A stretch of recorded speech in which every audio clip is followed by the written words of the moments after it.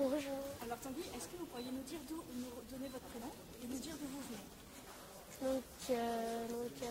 Tanguy Dumartin, je viens de l'école de Durdal-Arquille. Où se trouve cette école? En Allier, enfin vers l'Allier. Oui. Alors, comment vous travaillez avec votre maître d'école pour arriver à avoir produit une aussi bonne rédaction? Bien, il faut dire qu'on a fait une bonne vingtaine de rédactions avec notre maître et c'est pour ça et il nous notait dur et puis ça nous a entraînés et puis c'est pour ça qu'on est arrivé à ce niveau ici. Bon, c'est formidable. Vous êtes heureux de venir à Paris? Vous étiez déjà venu à Paris? Oui, mais pas pour des événements comme ceux. Vous êtes fier d'avoir été sélectionné? Oui. Très. Votre maître d'école, il est content? Oui, je pense. Bon, eh bien, merci Tanguy, en tout cas, félicitations merci. Pour avoir gagné. Est-ce que vous pourriez nous donner votre prénom et nous dire de quelle école vous venez? Je m'appelle Erwan Soulier et je viens de l'école de Durdal-Arquille. Et où se trouve Durdal-Arquille? Elle se trouve dans l'Allier. Alors, pourquoi vous êtes là? Je suis l'amie de Tanguy, le lauréat, et j'ai participé moi aussi au concours et je suis dans l'avant-dernière sélection.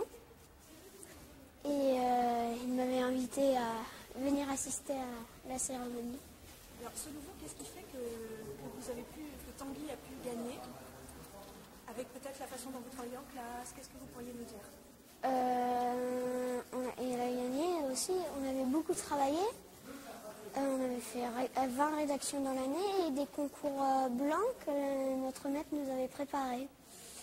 Et au bout d'un moment, on avait l'habitude et lors du jour J, Tanguy a brillé. Et bravo en tout cas à tous les deux. La nuit tombée, la salle des Rubens commençait à s'animer. Henri IV sortit du tableau la présentation. Puis, la Joconde sortit à son tour de son tableau, se dirigea vers l'invité surprise et découvrit qu'il ne semblait pas même bouger. Tout cela lui paraissait sinistre. Les pieds de Paul en Arlequin n'étaient pas terminés. C'est pour cela qu'il gémissait sans cesse et ne bougeait que les bras et la tête. La Joconde décida d'aller dans la galerie des grands formats qui se trouvait non loin de Paul. Le tableau, le radeau de la Méduse, semblait vide.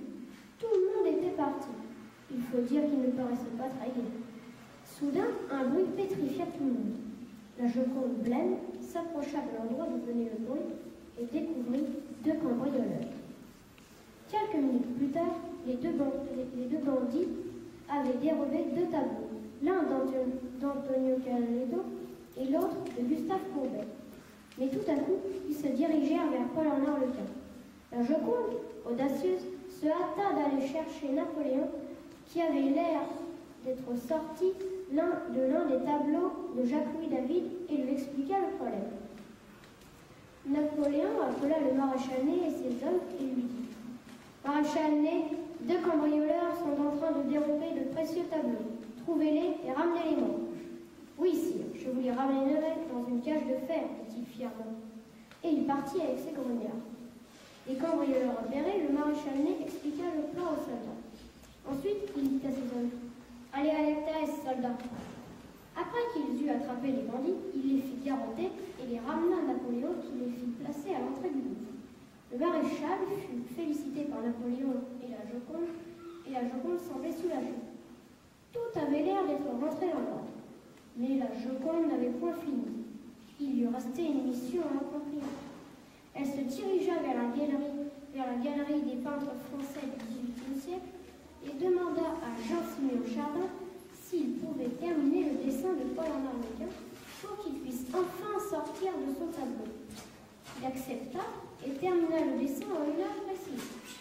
Quand Paul sortit de son tableau, quelques fleuris s'éveillèrent dans son fort intérieur. Il n'oubliera jamais tous les dangereux événements que la Joconde avait surmontés